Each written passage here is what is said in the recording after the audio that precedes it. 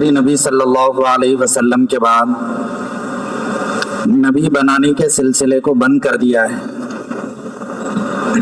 مگر کام لینے کے سلسلے کو بند نہیں کیا ہے۔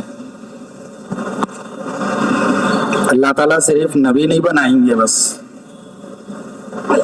آپ نے فرمایا انا خاتم النبیین لا نبی بعدی، مگر اللہ کے انتخاب کا دروازہ کھلا رہے گا۔ حضور نے فرمایا سارے انسانوں میں سے اللہ رب العزت نے مجھے چنا ہے، ان اللہ اختارنی واختار لی اصحابی، اللہ نے مجھے بھی انسانوں میں سے منتخب کیا ہے اور میرے لیے میرے ساتھیوں اور صحابہ کو بھی منتخب کیا ہے۔ تو اللہ رب العزت کام لینے کے لیے انتخاب کرتے رہیں گے، اور اللہ نے اس کا اشارہ قرآن میں دیا ہے، اللہ یصطفی الیہ من یشاء، اللہ جس کو چاہتے ہیں کام لینے کے لیے چن لیتے ہیں، منتخب کر لیتے ہیں۔ اس لیے کام والوں کی بڑی ذمہ داری ہے کہ اللہ کی نگاہ میں اپنے آپ کو کام کے قابل بنانا۔ ایسا ہو سکتا ہے کہ کام کی نسبتوں پر قبول کر کے بھی اللہ کام سے دور کر دے۔ عجیب حدیث میں بات نقل کی گئی ہے، ان اللہ یؤید الدین بالرجل الفاسق، اللہ تعالیٰ بعض دفعہ فاسق آدمی سے بھی دین کا کام کرا لیتے ہیں۔ اس لیے کام کرنا بھی بڑی علامت نہیں ہے اس بات کی کہ ہم اللہ کی نگاہ میں مقبول بن گئے ہیں۔ خیبر کے موقع پر اللہ کے نبی نے کام والے کے بارے میں ہی کہی تھی یہ بات، جو بہت زیادہ تیزی سے آگے بڑھ رہے تھے۔ صحابہ ان کے کارنامے کو دیکھ کر تعجب کر رہے تھے، تو حضور نے فرمایا جو جہنمی آدمی کو دیکھنا چاہتا ہے تو اس آدمی کو دیکھ لے۔ حالانکہ ان کے کارنامے پر لوگ تعجب کر رہے تھے اور وہ مسلمانوں کے نمائندے بن کر آگے بڑھ رہے تھے، لیکن بعد میں ان کی تکلیف میں اضافہ ہوا تو وہ اپنے آپ کو دبا کر ختم کر لیے، اپنے سینے کو ایسا تیز دبایا کہ اسی میں ان کی جان نکل گئی۔ اس کے بعد ہی حضور نے یہ جملہ فرمایا تھا ابو ہریرہ سے، اے بلال سے کہا اذن یا بلال، جاؤ بلال جا کر اعلان کر دو لوگوں میں کہ بسا اوقات اللہ پاک فاسق اور فاجر آدمی سے بھی دین کا کام لے لیتے ہیں۔ اس لیے دوستو اللہ کی نگاہ میں کام کے قابل بنانا، اللہ کے پاس ہم بارہا کہتے رہتے ہیں کہ اللہ کے پاس مال کے خزانے، چیزوں کے خزانے ہیں، ایسے ہی اللہ کے پاس عملے کی بھی خزانے ہیں، لیکن کام کرنے والے کو دھوکہ لگ جاتا ہے کہ میرے کرنے سے کام چل رہا ہے۔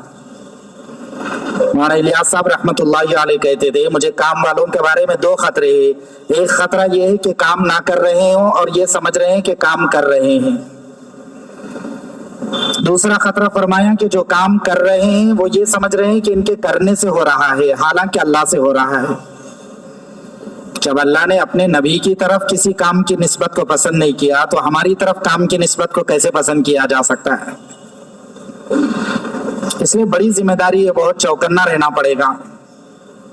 اللہ نے ہم کو ضلع کا عملہ بنایا ہے، یہاں سے ترقی کرتے ہوئے ہم عالم کا عملہ بنیں گے۔ کہ ضلع کی پہلی صفحے دوستو، مشورے کی جو صف ہوتی ہے وہ پہلی صفحے وہ ٹیڑھی ہو جاتی ہے تو آگے کی ساری صفحے ٹیڑھی ہو جاتی ہے۔ اس کام میں آگے بڑھنے کے لیے کوئی لمبی داستانیں نہیں ہے، کوئی لمبی چیزیں نہیں ہے۔ اس کام میں آگے بڑھنے کے لیے مولانا صاحب رحمۃ اللہ علیہ کہتے تھے دو چیزیں، قربانی اور اخلاص، یہ دو چیزیں آدمی کو آگے بڑھاتی ہے، قربانی اور اخلاص۔ نیت اچھی ہو، کام زبردست ہو۔ کام کی دو قسمیں، مقامی کام پر جم جانا اور موقع پر خروج کرتے رہنا، اور اس خروج میں ترقی ہو رہی ہو۔ خروج میں نہ تاخیر کی گنجائش ہے نہ ترک کی گنجائش ہے۔ جب تاخیر پر تنبیہ کی گئی ہے تو ترقی کر دیا جائے، چھوڑ دیا جائے تو کیا ہو جائے گا؟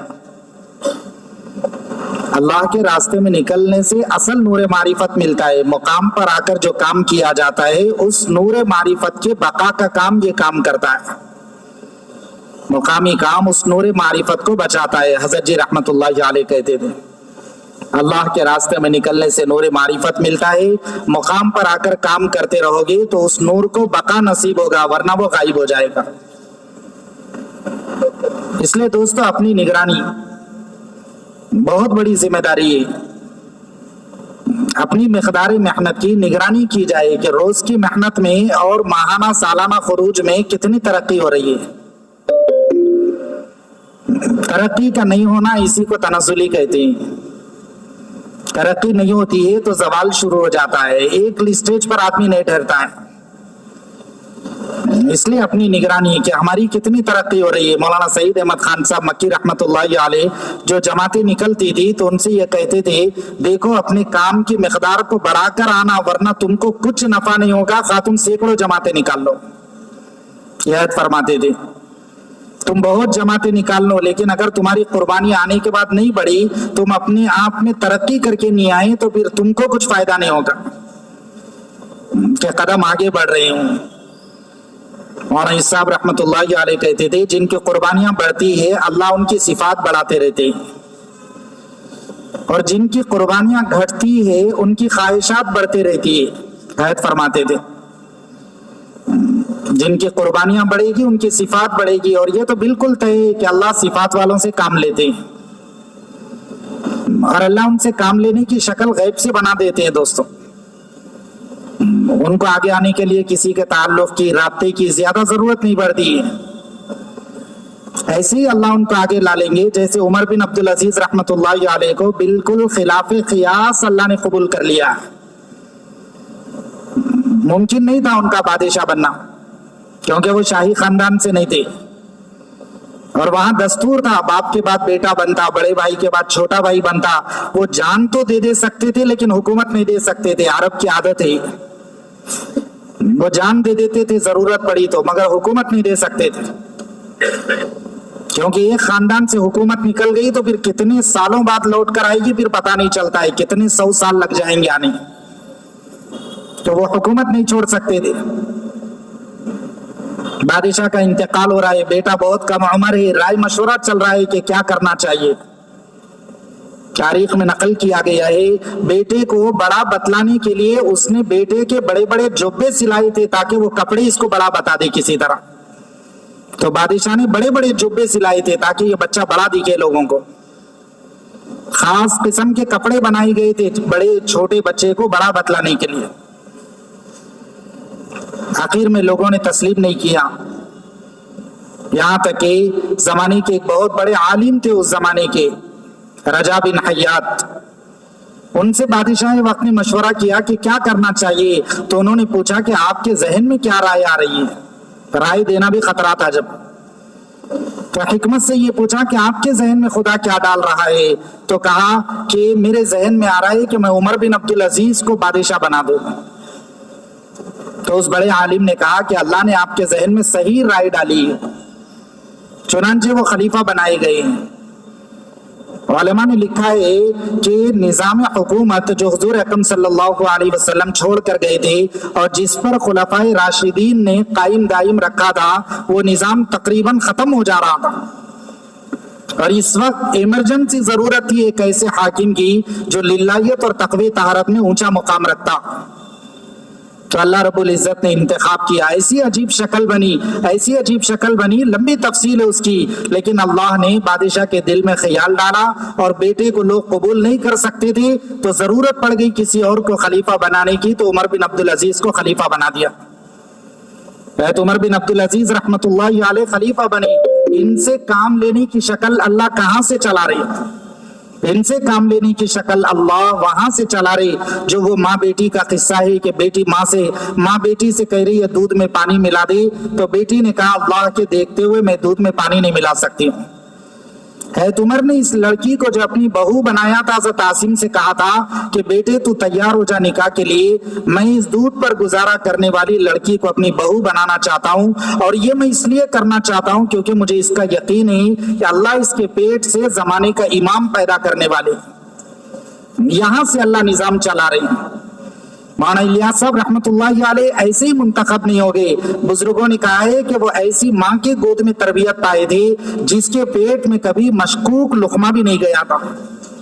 اور اس خاندان سے تعلق رکھتے تھے جس خاندان میں مولانا مظفر حسین صاحب کاندلوی رحمۃ اللہ علیہ جو بزرگ گزرے ہیں، جن کے بارے میں یہ بات مشہور ہے کہ ان کے معدے میں مشکوک لقمے کو قبول کرنے کی صلاحیت ختم ہو گئی تھی۔ اگر کوئی مشکوک لقمہ ان کو کھلاتا تو اسی جگہ پر قے ہو جاتی تھی۔ لوگ جب ان کو دعوت کرتے تو ڈرتے رہتے تھے اگر ان کو قے ہو گئی تو ہم زمانے میں بدنام ہو جائیں گے۔ بہرحال یہ انتخاب کے سلسلے دوستو اوپر سے چلتے اور کام لینے کے لیے اللہ رب العزت شکل بنا دیتے۔ حضرت عمر بن عبدالعزیز کو اللہ نے خلیفہ بنایا، اسی لڑکی کی دوسری نسل میں حضرت عمر بن عبدالعزیز رحمۃ اللہ علیہ پیدا ہوئے۔ پوتے ہوتے اس لڑکی کے، یہ جو عورت تھی جس نے یہ کہا تھا جس لڑکی نے اللہ کے دیکھتے ہوئے میں دودھ میں پانی نہیں ملا سکتی ہوں، تو اس لڑکی کے پوتے شمار ہوتے عمر بن عبدالعزیز رحمۃ اللہ علیہ جو خلیفہ بنے۔ ان کی خلافت کے بوجھ کو ایسے ویسے لوگ اٹھا نہیں سک رہے تھے، اور خفیہ طور پر کتابوں میں یہ لکھا گیا ہے کہ 2.5 سال کی خلافت کے بعد ان کے قریب رہنے والوں نے ان کے کھانے میں زہر ملا کر ان کو ختم کر دیا تھا، ورنہ اللہ نے اتنا اونچا مقام و مرتبہ عمر بن عبدالعزیز رحمت اللہ علیہ کو دیا تھا۔ ان کی آمد سے ان کو عمر ثانی ان کا لقب دیا گیا ہے، اور خلافت راشدہ کا نظام جو تھا ہو بہو اسی نظام کو وہ دنیا کے اندر دوبارہ نافذ کر دیے تھے اپنی 2.5 سال کی خلافت میں۔ گنجائش نہیں تھی۔ یہ انتخاب ہوتا ہے دوستو کام لینے کے لیے، اللہ شکلیں بناتے۔ ہماری ذمہ داری یہ کہ ہم اللہ کی نگاہ میں اپنے آپ کو قابل بنائیں، اور قابل بنانے کی شکل یہی ہے کہ آدمی مخلص بنے۔ مخلصین کے بارے میں کہا گیا ہے مصابیح الدجا تتجلی عنہم کل فتنۃ ظلما، یہ ہدایت کے چراغ ہوتے، زمانے کے بڑے بڑے فتنے اللہ پاک ان سے ختم کر دیتے۔ یہ مخلصین کا مقام بتلایا گیا۔ بڑے بڑے فتنے اللہ ایسے ختم کر دیتے، ایسے ختم کر دیتے، پتہ بھی نہیں چلتا ہے۔ اے تمیم داری سے جب حضرت عمر نے یہ کہا تھا اے تمیم تم اٹھو اور جنگل سے جو آگ نکل کر آئی ہے وہ آگ کو تم اپنی جگہ میں پہنچا دو، اے تمیم اپنا سر جھکانے لگے، مجمع میں نیچے جھکنے لگے اور ایسا ظاہر کرنے لگے کہ یہ بات کسی اور سے کہی جا رہی ہے۔ اے عمر نے کہا اے تمیم میں تمہیں سے کہہ رہا ہوں، تم جاؤ جا کر اس آگ کو جنگل کے اندر جو آگ میں ایک جنگل سے جو لاوا پٹ پڑا تھا، پتھر کی جو آگ ہوتی ہے وہ علاقوں کو تباہ کرتے ہوئے آگے بڑھ جاتی ہے، تو لاوا پھٹنے کی اطلاع ملی تو تمیم سے حضرت عمر نے کہا، تو جب حضرت عمر نے کہا نام لے کر پھر کہا تو تمیم کہنے لگے امیر المؤمنین یہ کام مجھ سے ہو نہیں سکے گا، کسی اور کو بھیجیے۔ حضرت عمر نے کہا ہم تمہارے مقام کو خوب جانتے، اللہ کے نبی نے تمہارا مقام ہم کو بتلایا ہے، تم جاؤ اللہ تم سے یہ کام لے لیں گے۔ کب اٹھ کر گئے؟ جب اس کام کو کرنے کے لیے مجمع میں سے اٹھے تو حضرت عمر مجلس چھوڑ کر خفیہ راستے سے اس جگہ پر ان کے پیچھے پیچھے پہنچے یہ دیکھنے کے لیے آخر اس آگ کو یہ جنگل میں کیسے پہنچانے والے۔ چنانچہ حضرت تمیم گئے اور پتھر سے پہاڑ سے جو آگ نکلی تھی اس آگ کو اپنے ہاتھ سے ڈھکیلنے لگے، ایسا ڈھکلے اندر ڈھکیلتے ڈھکیلتے اس آگ وہ جہاں سے وہ جس سوراخ سے نکلی تھی اس غار کے اندر ڈھکیلتے ڈھکیلتے خود بھی اندر چلے گئے، اندر جا کر اس کو اندر چھوڑ کر اور اندر زمین میں دفن کر کے پھر وہاں سے نکل کر چلے آئے۔ حضرت عمر دوڑ کر مجمع میں آئے، آ کر کہنے لگے میں نے وہ منظر ایمان کا دیکھا ہے کہ دیکھنے والا اور سننے والا دونوں کبھی برابر نہیں ہو سکتے۔ تو مخلصین سے دوستو ایسے کام لیے جاتے، زمانے کے چھوٹے چھوٹے فتنوں کا حل ہو جانا نہیں، یہ عذاب جو اللہ کی طرف سے آیا ہے اور بالکل کسی کے قابو میں آنے والا نہیں ہے، ایسے بڑے بڑے فتنے بھی مخلصین سے ختم کر دیے جاتے۔ بڑی ذمہ داری یہ دو چیزیں آگے بڑھنے کی، آدمی اخلاص کے اعتبار سے کمال پر پہنچا ہوا ہو، یہ اخلاص دوستو ایمان سے جڑا ہوا اور اندرونی کیفیت کو کہا جاتا ہے۔ باہر کا پروف تو لوگوں کے سامنے کیا جا سکتا ہے، زیادہ سجدے کر لے، زیادہ رکعتیں پڑھ لے یا زیادہ کوئی کام کر لے تو باہر والوں کو پروف کیا جا سکتا ہے، لیکن اندر کی کیفیت صرف اللہ اور اس کے بندے کے درمیان میں رہتی ہے۔ اس لیے نقل کیا گیا ہے اللہ رب العزت نے کہا اخلاص میرے رازوں میں سے ایک راز ہے جس کو میں اپنے مخلص بندوں کے سینے میں رکھ دیتا ہوں۔ اللہ نے اخلاص کو اپنا راز قرار دیا ہے، جیسے ہم اپنی راز کی بات کسی کے حوالے کرتے ایسی اخلاص کو خدا نے اپنا راز قرار دیا، میں اپنا راز اپنے مخلص بندوں کے سینے میں رکھتا ہوں۔ یہ دوستوں کے اخلاص میں آدمی کامل ہو اور قربانیوں میں آدمی ترقی کر رہا ہو۔ ہم کو سب سے زیادہ اس وقت میں دیکھنے کی چیز یہ ہے کہ اپنے کام کو رسمیت سے نکال کر حقیقت پر لانا. سب سے زیادہ جو کام والوں کو جو دھوکہ لگتا ہے کام میں، یہ نگرانی کرنے کا ہے کہ کام کہیں کرتے کرتے رسم تو نہیں بن جا رہا ہے کہ جیسے زمانے کے لوگوں کو بہت سارے کاموں کی عادت ہو جاتی ہے، ایسی کام والوں کو بھی کام کی عادت ہو گئی. ایسا ہو جاتا ہے دوستو بعض دفعہ جب کام رسم بن جاتا ہے تو صورت تو باقی رہتی ہے لیکن سیرت نکل جاتی ہے، اور صورت کرنے والوں کو دھوکے میں ڈال دیتی ہے، اور سیرت کے بغیر نتیجہ مرتب نہیں ہوتا ہے. تو کرنے والے یہ دھوکہ کھا جاتے ہیں کہ ہم تو کر ہی رہے ہیں نا، ہم تو کام میں لگے ہوئے، ہم تو اس طرح اتنا کیے، یہ کام ہوا ہے. مولانا الیاس صاحب رحمۃ اللہ علیہ کہتے تھے مجھے اپنے کام میں سب سے بڑا خطرہ اس بات کا ہے کہ یہ کام لوگوں کے درمیان میں رسم بن جائے. جب یہ کام رسم بن جائے گا، رسمی طور پر لوگ کرنے لگیں گے، رسمی طور پر بیٹھے، رسمی طور پر اٹھ گئے، جیسی فکر کام کو کرنے کے لیے رہنا چاہیے وہ فکر حقیقت میں دوستو نہیں پائی جائے. جو اس کام کے لیے فکر درکار ہے، اس کام کو کرنے کے لیے اللہ رب العزت نے نبیوں کے سلسلے کو بند کر کے اس کام کی ذمہ داری ہم پر رکھی. اب کتنی بڑی ذمہ داری ہمارے کمزور کندھوں کے اوپر اللہ نے ڈال دی. جس بوجھ کو امام الانبیاء نے نہیں اٹھایا ہے، جس بوجھ کو امام الانبیاء اٹھاتے تو ان کے کندھے جھک جاتے، ایسا بوجھ اللہ نے اس کمزور امت کے کندھوں پر ڈال دیا. اب کتنا ڈر کر اس بوجھ کو اٹھانا پڑے گا اور کس طریقے سے اس کام میں چلنا پڑے گا. اور شرط بھی بڑی کڑوی ہے، مرنے تک چلنا ہے. اگر ایک دن پہلے نہیں چل سکے تو پچھلا جتنا کیا گیا وہ سب کا سب ضائع ہو جاتا. بہت دور تک چلے لیکن ایک دن پہلے اگر گھٹنے ٹیک دیے تو پچھلا سارے کا سارا نظر انداز کر دیا جاتا. ایسے بہت سے لوگ ہیں جنہوں نے زندگی کے آخری لمحوں میں اسلام قبول کیا اور انہی لمحوں کے اندر کام میں لگے اور انہی لمحوں کے اندر وہ دنیا سے رخصت ہو گئے. حضرت سیرم رضی اللہ تعالیٰ عنہ، حضرت ابو ہریرہ جب ان کا واقعہ سناتے تو ساتھیوں سے کہتے تھے کیا تم ایک ایسے آدمی کو جانتے ہو جس نے زندگی میں ایک بھی سجدہ نہیں کیا، ایک بھی نماز نہیں پڑھی، ایک بھی روزہ نہیں رکھا، تب بھی خدا نے اس پر جنت کو واجب کر دیا. کیا شکل بن گئی تھی. جب موت کا وقت قریب آ رہا ہے ان کو تو خبر نہیں ہے، اسی دن اسلام میں داخل ہوئے. زندگی بھر ان کے قبیلے کے، یہ قبیلے بنی عبد الاشہل سے تعلق رکھتے تھے، ان کے قبیلے کے لوگ ان کو بہت دعوت دیتے رہے لیکن وہ ہمیشہ انکار کرتے تھے کہ نہیں میں اسلام نہیں قبول کروں گا. جب احد کا معرکہ ہوا اللہ نے دل کو بدل دیا. امام الانبیاء صلی اللہ علیہ وسلم کے پاس آئے، آ کر کہنے لگے مجھے کلمہ پڑھائیے، میں اسلام قبول کرنا چاہتا ہوں. اللہ کے نبی نے کلمہ پڑھایا، مسلمان ہو گئے. اس کے بعد پوچھنے لگے کہ حضور اب مجھے کام کیا کرنا ہے. تو اللہ کے نبی نے کہا کوئی عبادت کا وقت تو نہیں چل رہا ہے، میدان جنگ میں اللہ کے دین کے قائم کرنے کی محنت ہو رہی ہے، اگر تم چاہتے ہو تو جا کر وہاں شریک ہو جاؤ.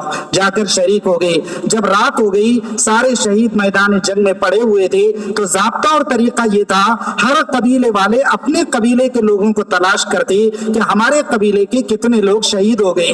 جب قبیلے بنی عبد الاشہل کے لوگ تلاش کرتے کرتے ان کے قریب پہنچے تو تعجب میں پڑ گئے کہ یہ کہاں سے آ گئے. کل تک ہم ان کو سمجھاتے رہے لیکن یہ ہماری بات کا انکار کرتے تھے. تو فوراً قبیلے والے یہ سمجھے شاید بھائیوں پر آنے والے حالات نے ان کو میدان جنگ میں اتار دیا اور یہ اسلام نہیں قبول کیے لیکن بھائیوں کی محبت میں میدان جنگ میں اتر گئے. اس لیے قبیلے والوں نے پوچھا کیا تمہارے قبیلے کے حالات نے تم کو مجبور کر دیا ہے. تو انہوں نے کہا ہرگز نہیں، میں تو اللہ اور اللہ کے رسول کے محبت میں آیا ہوں.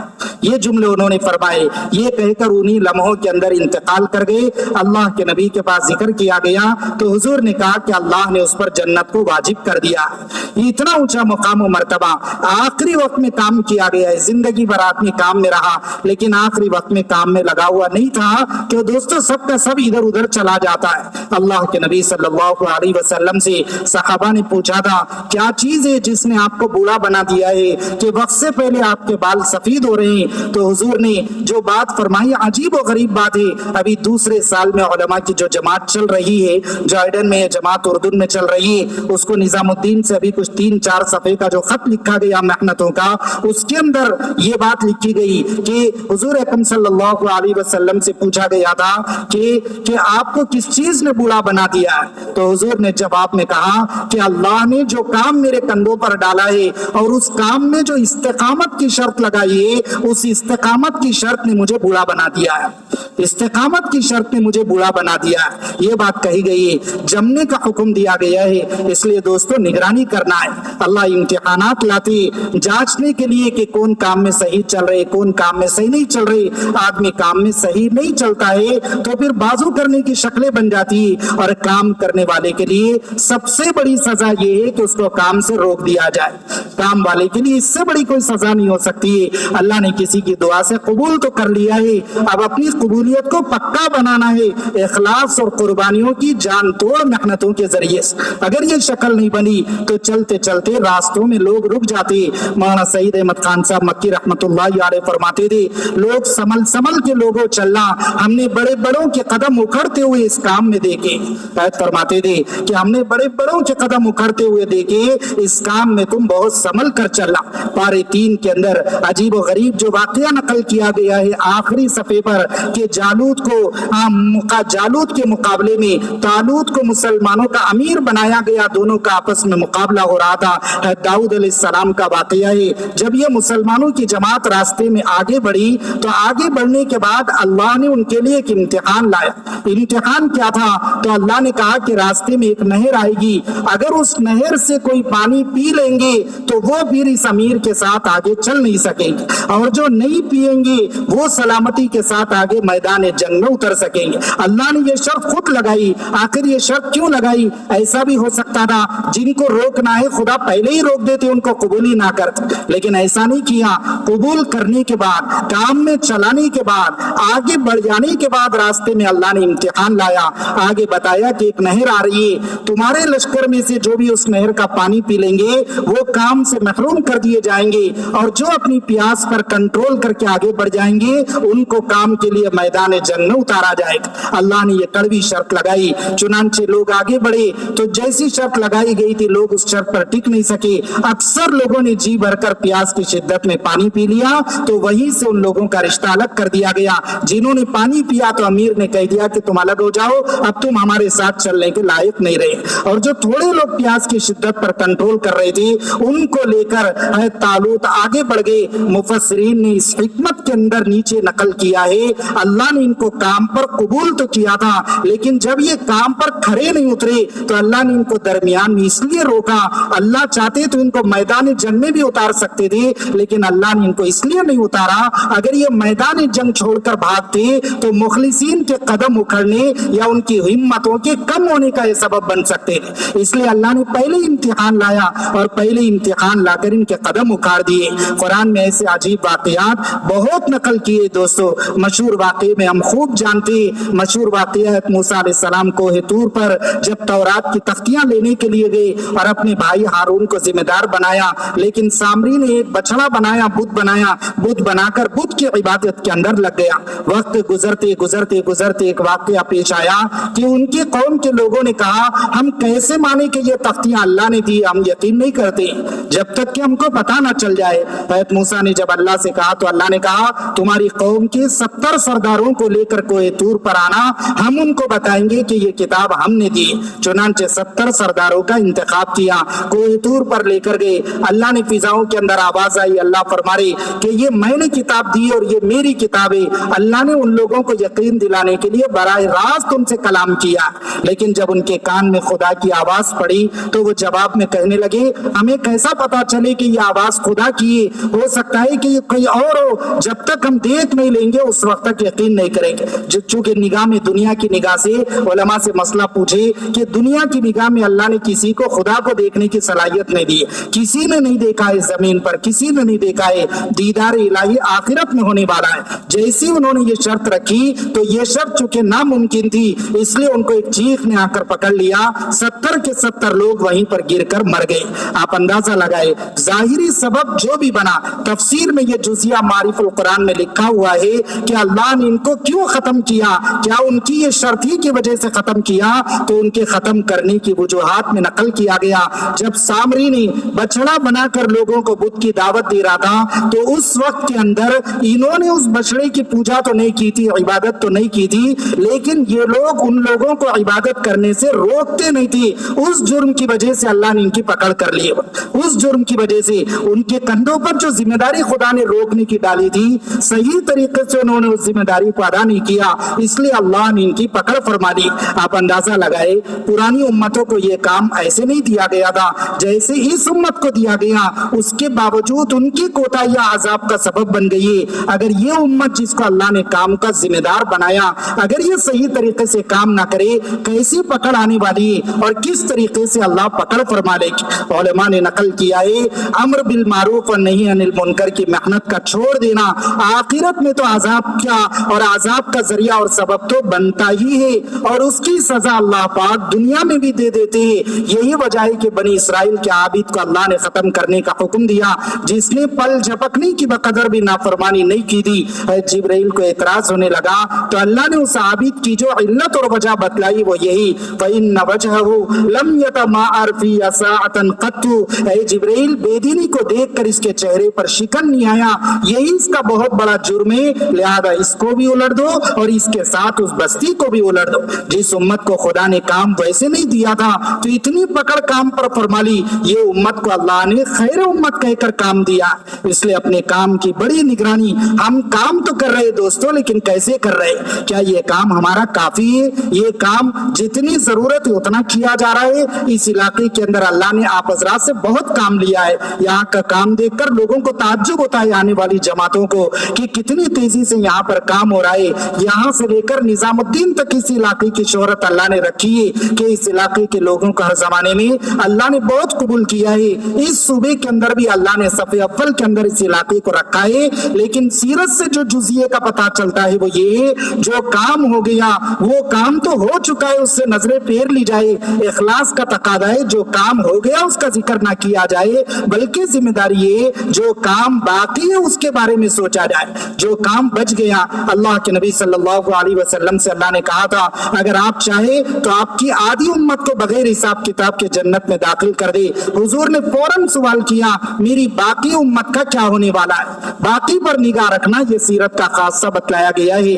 बाकी काम के सिलसिले में एक आदमी का इस्लाम से निकलना, 1 लाख लोगों का निकलना, दोनों हमारे लिए बराबर की हैसियत रखते हैं। एक आदमी भी जमीन पर अहमियत का हामिल है। इसलिए मेहनतों को बढ़ाना, कुर्बानियों में इजाफा करना, रस्मी तौर पर दोस्तों काम करने से काम नहीं चलता है। हम अपनी मिकदार मेहनत का जायजा ले, कितने साल काम करते करते गुजर गए, कितने सालों में कितना इजाफा हुआ है, परसेंटेज के एतबार से खरूज कितना बड़ा, मुकामी मेहनत कितनी बड़ी। जब हम आगे नहीं बढ़ेंगे तो पीछे की तरफ चले जाएंगे। मौलाना साहब रहमतुल्लाहि अलैह कहते थे मेहनत और कोशिश करके अगर तुमने एक कदम आगे नहीं बढ़ाया तो समझ लेना तुम एक कदम जरूर पीछे गिर जाओगे। जो आगे नहीं बढ़ते तो वो पीछे गिर जाते, और अगर खुरूज तो चल रहा है लेकिन मुकामी काम नहीं चल रहा है तो समझना चाहिए जिसके कदम मुकामी काम पर नहीं जमते वो साथी पुराने होने के बावजूद थोड़े दिन के बाद वो नए साथी बन जाते हैं। नए साथियों में उनका शुमार हो जाता है जिनका मुकामी काम छूट जाता है। इसलिए दोस्तों मिकदार मेहनत को बढ़ाना, ये जमाना फितनों का जमाना चल रहा है। रोजमर्रा एक एक आजाब अल्लाह का मुतवज्जी, एक मसले से फारिग होते नहीं दूसरा वजूद में आ जाता है। इनफरादी से फारिग नहीं हो इज्तिमाई आ गया, जमीन हुकूमत के आजाब से फारिग नहीं होती, आसमान से एक आजाब नाजिल हो जाता है। किस किस के मसले को हल किया जाए, सारे मसाइल का हल काम करने वाले काम की मिकदार के बढ़ाने में समझते हैं।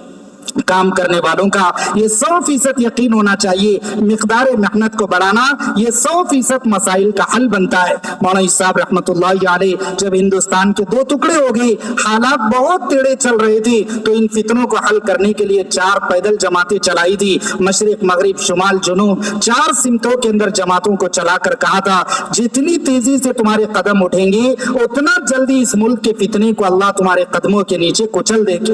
ये रास्ता बतलाया। अल्लाह की मदद को लेने का सबसे बड़ा ज़ाब्ता मिकदार मेहनत को बढ़ा लेना है। मिकदार मेहनत को बढ़ाना ये सबसे मजबूत सबब है जमीन पर कि अल्लाह की मदद हमारी तरफ मुतवज्जे हो सकती है। खुतबे के अंदर ये जो जुमले कहे जाते हैं अजीब और गरीब जुमले, अल्लाहु मंसुर मन नसर दीन मोहम्मद, ऐ अल्लाह तू शख्स की मदद फरमा जो तेरे दीन की मदद करता है, जो तेरे दीन को आबाद करता है, और उसे तू बर्बाद कर दे जो तेरे दीन को बर्बाद करता है। मौलाना इलियास साहब रहमतुल्लाहि अलैह वाले खुतबे के अंदर बैठे हुए, जुमा का दिन है, जब खतीब ने ये खुतबा पढ़ा और खुतबे के अंदर ये जुमले कहे तो हजरत ने चिल्ला कर कहा, अरे खतीब साहब और एक जुमला आगे बढ़ा लो, वला तजअलना माहुम, अल्लाह हमको दीन के बर्बाद करने वालों में से ना बनाए। उसी वक्त से ये जुमला खुतबे में बढ़ाया गया। निजामुद्दीन में अभी गुज़िश्ता शेमाई मशवरे में हजरत बताई थी कि उसी वक्त से खुतबे के अंदर ये जुमला बढ़ाया गया, ऐ अल्लाह हमको दीन के आबाद करने वालों में से बनाना और दीन के बर्बाद करने वालों में से मत बनाना। उसके बाद हजरत ने मजमे को जमा करके खतीब साहब से कहा, जानते हो दीन को बर्बाद करना क्या है? तो उसके बाद हजरत ने कहा,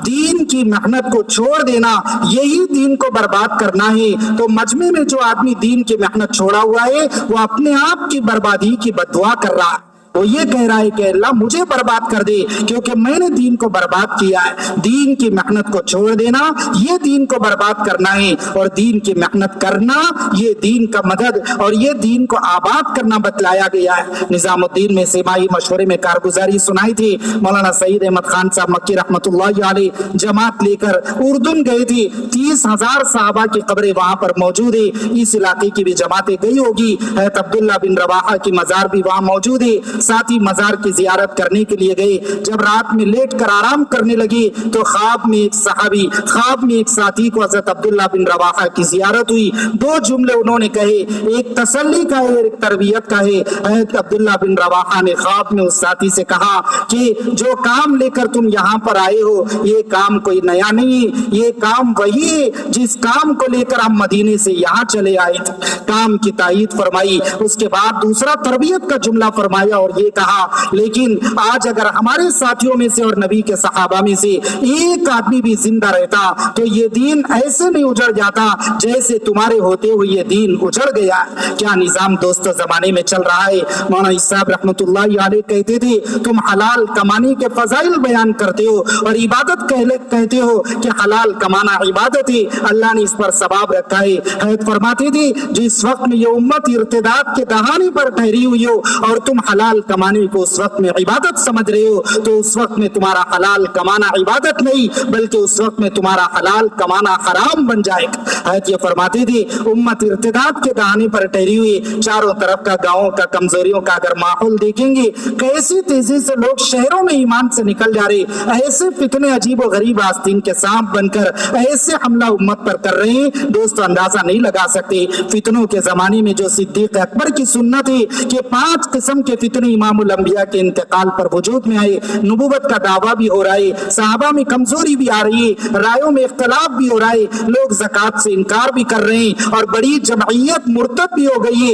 ये 5 किस्म के फितने वजूद में आए। इन 5 का अल्लाह सिद्दीक ने इसमें समझा कि उसामा बिन ज़ैद की जमात को दौड़ाया जाए। ये जमात जितनी तेजी से दौड़ेगी उतना जल्दी ये 5 किस्म के फितने को खुदा खत्म कर देंगे और ये मुसलमानों की हिफाजत का इंतजाम कर देंगे। जब दीन गैर महफूज होगा तो मुसलमान कभी महफूज नहीं हो सकते। मुसलमानों की हिफाजत, दीन की हिफाजत में अगर इस जमीन पर दीन कमजोर हो जाएगा तो मुसलमान लाजिमन कमजोर हो जाएंगे। मौलाना साहब रहमतुल्लाह अलैह कहते थे, जब उम्मत दीन की मेहनत छोड़ देगी तो जमाने में अजनबी बन जाएगी और खुदा गैरों को इनके सरों पर मुसल्लत कर देंगे और इन्हें पता भी नहीं चलेगा कि हालात कैसे आ जाएगी। पुराने जमाने में मौलाना साहब रहमतुल्लाह अलैह कहते थे, लोगों इस वक्त में खुशी से बोरिया बिस्तर लेकर निकलो, अल्लाह के रास्ते में देर दूर का सफर करो, वरना अगर तुम आज नहीं निकलोगे एक जमाना आएगा कि मुल्क से निकाले जाओगे और उस वक्त सिवाय अफसोस के तुम्हारे पास कोई भी चीज बाकी नहीं रही। हालात हमको क्या बता रहे, अगर इस वक्त में हम पुराने साथी कितने 4 माह लगाए हुए, कितने ऊंचे मुकामात तय किए हुए, लेकिन इस वक्त का तकादा मिकदार मेहनत को ऐसे बढ़ाना जैसे अनस बिन नजर ने मैदान जंग में बढ़ाया था। मैदान जंग में उतरे और साद पर नजर पड़ी, साद बिन मुआज पर, तो साद से कहने लगे, अनस साहब तुम कहाँ जा रहे हो? जन्नत की खुशबू तो मुझे इस पहाड़ से आ रही है, तुम्हें जाना हो तो जाओ, मैं तो आगे बढ़ जाऊं। आगे बढ़कर जब शहीद हुए उनको तहकीक की गई, सारे लोगों ने गौर किया, जिस्म पे कोई जर्रा ऐसा नहीं बचा था जिससे उनकी सूरत पहचानी जाए और अनस बिन नजर का नाम मालूम किया जाए। कोई शक्ल नहीं बची पहचानने की। सब लोग आजीज आगे कि आखिर ये किसका जनाजा है और ये कौन शहीद पड़ा हुआ है। आखिर में जब कोई नहीं पहचान सका तो अनस बिन नजर की बहन आई और उंगली के पोरवे पर एक बचपन की निशानी थी। बचपन की निशानी देखकर पहचान कर बहन ने कहा, ये मेरा भाई अनस बिन नजर है। जिस्म पर एक जर्रा नहीं बचा था, तलवारों ने जिस्म के हर हिस्से को छन्नी कर दिया था। ये कुर्बानियां दोस्तों सहाबा ने दी। अल्लाह के नबी ने साद बिन रबी को, हज़रत साद बिन रबी की कब्र लाने ग़ज़वे उहद में ज़ैद बिन साबित को रवाना किया था। मैदान जंग में जाकर तलाश करो, अगर तुमको साद बिन रबी जिंदा मिले तो मेरा सलाम अर्ज कर देना और हाल पूछना कि इस वक्त तुम क्या हाल महसूस कर रहे हो। ज़ैद बिन साबित दौड़ते हुए मैदान जंग में गए तो कोने में साद बिन रबी को देखा कि बिल्कुल आखिरी सांसें ले रहे, निकलने के दर पे जान। आखिरी वक्त में नबी का सलाम पहुंचाया। उन्होंने जवाब अर्ज किया, नबी पूछ रहे कि तुम इस वक्त में क्या महसूस कर रहे हो, तो कहा नबी से कहना इस वक्त में मैं जन्नत की खुशबू महसूस कर रहा। उसके बाद मरते मरते जिंदगी का आखिरी पैगाम अपने कबीले अंसार के नाम भेजा। अपनी बीवी बच्चों के नाम कोई उनका पैगाम नहीं था, अंसार के नाम पैगाम भेजा और ये कहा, ऐ ज़ैद मेरी कौम अंसार से जाकर मेरा आखिरी पैगाम सुनाना। तुम में से अगर एक आदमी भी जिंदा रह जाएगा और अल्लाह के नबी के बाल को भी धक्का लग जाएगा तो क़यामत में खुदा तुम्हारा कोई उज़्र कबूल नहीं करेंगे और तुम खुदा के सामने ठहरने के लायक नहीं बन सको। करने वालों ने क्या कुछ कर दिया है, कैसी कुर्बानियां दिए, कैसी मेहनतें किए। एक खजूर का टुकड़ा, एक गोश्त का टुकड़ा अब्दुल्ला बिन रवाहा को 3 दिन के फाके के बाद मिला है। जब कान में आवाज पड़ी, खाना चाहते थे, फाके की शिद्दत सता रही है, खाने के लिए आगे बढ़ रहे थे, ऐसे वक्त में कान में आवाज पड़ी, अब्दुल्ला बिन रवाहा कहाँ है, उनका अमीर बनना है, पहले अमीर शहीद हो चुके हैं। तो उस टुकड़े को देख कर कहा, अब्दुल्ला तेरे ऊपर ताज्जुब है कि तेरे आगे बढ़ने का वक्त है और तू दुनिया में मशगूल हो गया है। उसी वक्त उस गोश्त के टुकड़े को जमीन पर फेंक दिए और आगे बढ़कर ग़ज़वे मोता में इसी जंग के अंदर शहादत के मर्तबे को हासिल किया है। मेहनतों की लंबी तफसीलें ग़ज़वे बदर में। काफिर लोग जब बहुत तेजी से आगे बढ़े तो अल्लाह के नबी ने कहा, बढ़ो उस जन्नत की तरफ जिसकी वसाअत जमीन और आसमान से ज्यादा है। तो एक अंसारी सहाबी थी, जुबैर, एक अंसारी सहाबी उमैर इब्नुल हमाम, उनके कानों में जब ये आवाज पड़ी तो उनके हाथ में खजूर थे, खाने का इरादा था, तो उनकी जुबान से निकला, अल्लाह के नबी क्या मेरे लिए भी वो बशारत आप देते? तो कहा हाँ तुम्हारे लिए भी बशारत है। तो फरमाने लगे, वाह वाह। हुजूर ने पूछा कि जुमले तुमने क्यों कहे? तो फरमाया, मेरे दिल में ये चाहत आ रही है कि खुदा मुझे भी उन जन्नती लोगों में से बना दे। हुजूर ने कहा, तू आगे बढ़, खुदा तुझे भी उसी में से बनाने वाला है। उसी वक्त वो खजूर के टुकड़ों को जमीन पर फेंक दिया और आगे बढ़कर शहादत के मर्तबे को हासिल किया। हुजूर अकरम सल्लल्लाहु अलैहि वसल्लम ने ग़ज़वे उहद में उसामा बिन ज़ैद को रोक दिया था, कम उम्री की वजह से तुम नहीं चल सकते हो। इतना रोए कि आंखें सूज गई थी। खंदक का मौका आया तो तब भी कम उम्र थी, मजमे में पीछे खड़े होकर उठ कर देख रहे थे। अल्लाह के नबी को याद आया, उहद में रोक दिया जाना इन पर बहुत गिरा गुजर गया था, इसलिए बेहतर है कि इनको इजाजत दे दी जाए। पहली मर्तबा जब मैदान जंग में उतरे, जितनी हाथ की तलवार थी उतना ही जिस्म का खत था। 15 साल की उम्र में जान देने के लिए पहली मर्तबा उतरे। अल्लाह ने दोस्तों काम दिया है, कौन नहीं जानता है। अबू सुफियान को इस्लाम के खिलाफ इतने कारनामे अंजाम दिए, लेकिन जब खुदा ने इस्लाम की तौफीक दी, जंग यरमुक में मुसलमानों को मगलूब और मुसलमानों को कमजोरी और पसपाई हासिल हो रही थी, ऐसे वक्त में अकेले आगे बढ़ गए और आगे बढ़कर मुसलमानों से खिताब करके कहा, तुम में से कोई है जो मेरे हाथ पर मौत की बैत करना चाहता है? तो 400 सहाबा निकल कर सामने आ गए, हम तेरे हाथ पर मौत की बैत करना चाहते। 400 लोग मिलकर ऐसे आगे बरसे, अल्लाह ने इन्हीं की बरकत से मैदान को साफ कर दिया। 50 वाक़िया थे, आगे बढ़ने वालों से काम लिया जाता है, बैठना ज्यादा मुनासिब नहीं है। जो आदमी बैठ जाता है, बैठने की भी शक्लें बन जाती है, जो आगे बढ़ता है तो बढ़ने की भी शक्लें बन जाती है। जो आगे बढ़ते हैं खुदा उनसे काम लेते हैं। इसलिए दोस्तों, पुराना होना क्या है? मौलाना सईद अहमद खान साहब से पूछा गया था, पुराने साथी की अलामत क्या है? तो हज़रत ने कहा कि उसके होते हुए कोई तकादा ज़ाये ना हो तो समझ जाओ जिससे काम के तकादे ज़ाये नहीं होते, यही चीज उसके पुराना होने का सबब है। उम्र की कैद नहीं लगाई गई, इसलिए काम में आगे बढ़ना, इखलास भी आ रहा हो, कुर्बानी भी बढ़ रही हो, मुकामी काम में भी तरक्की हो रही हो और दूर दराज के असवार भी चल रहे हो, आगे बढ़ने वालों को खुदा आगे बढ़ा देते। इससे ज्यादा कड़वा दौर हमने जमाने में कभी नहीं देखा है। गुज़िश्ता सेमाई मशवरे में निजामुद्दीन ने उसी वक्त दिल्ली के अंदर हालात बिगड़ गए थे और जहां मरकज है, मरकज के सामने की सारी दुकानें बंद करा दी गई रात के वक्त में और ऐसा अजीब गरीब माहौल था, एक गाड़ी लेने के लिए भी मरकज से बाहर नहीं निकल सक रहे थे। मैं खुद जोड़ में मौजूद موجود تھا. بہت سارے ساتھی بالکل بے چین تھے. جب صبح فجر کا بیان ہوا, فجر کے بیان میں حضرت نے کہا کہ پوری رات لوگ مجھے آ کر سناتے رہے کہ ایسا حال ہو گیا, ایسا حال ہو گیا. میں سوچتا رہا کہ ایسا کیوں ہو رہا ہے, تو مجھے مولانا یوسف صاحب کی وہی بات یاد آئی. حضرت فرماتے تھے جب یہ امت دین کی محنت چھوڑ دے گی تو زمانے میں اجنبی اور کمزور ہو جائے گی اور خدا غیروں کو ان کے سروں کے اوپر مسلط کر دیں گے. اس کے علاوہ ترقی کا, غلبے کا کوئی شکل نہیں. مولانا سعید احمد خان صاحب رحمۃ اللہ علیہ کہتے تھے کام والے تو وہ ہوتے جو 100% مسائل کا حل کام میں سمجھتے. اگر کام میں قدم ہمارے آگے بڑھیں گے, ہم علاقے کی پہلی صفے دوستو, اگر ہم صحیح چلتے پورے علاقے کے نظام میں تبدیلی آ جاتی ہے. ہمیشہ اس بات کو ہم سوچتے رہے تنہائیوں کے اندر, میرا پرانا ہونے کے باوجود میری کوتاہی نے کتنے لوگوں کے مقدر کو بگاڑ کر رکھ دیا ہے. ایک پرانی کا بیٹھ جانا, مولانا صاحب کہتے تھے ایک پرانے ساتھی کا بیٹھ جانا 100 ساتھیوں کا نقصان کر دیتا ہے. ایک پرانا بیٹھ جائے 100 نئے ساتھی کام میں لگ جائے تب بھی برابری نہیں ہو سکتی ہے. بزرگوں نے ہم کو اتنا مقام و مرتبہ دیا ہے, ہم اپنے کام سے پروف کریں. قربانیوں کے اعتبار سے جتنا آگے بڑھیں گے, کام کے تقاضوں کو دوستو پورا کریں گے, اتنا ہی عالمی نسبتوں پر خدا قبول کریں گے. اللہ پاک اپنے کرم سے توفیق دے. سب ساتھی ارادہ کریں انشاءاللہ.